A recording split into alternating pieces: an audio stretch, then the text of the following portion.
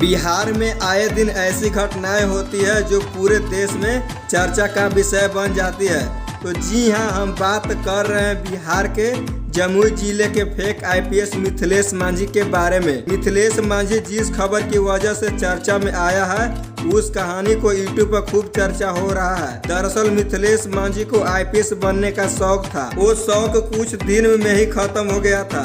उसके बाद उसने डॉक्टर बनने की इच्छा जताई, लेकिन अब मिथिलेश ने नया काम शुरू कर दिया है जो कि आप लोग देखकर हैरान होने वाले हैं। आप लोगों को बता दें कि मिथिलेश मांझी आईपीएस नहीं, अब भोजपुरी में हीरो बन गया है।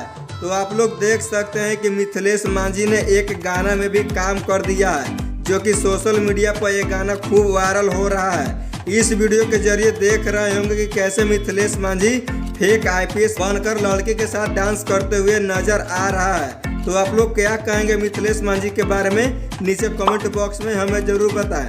अगर चैनल पर नए हैं तो चैनल को भी सब्सक्राइब जरूर करें। तो मिलते हैं नेक्स्ट वीडियो में।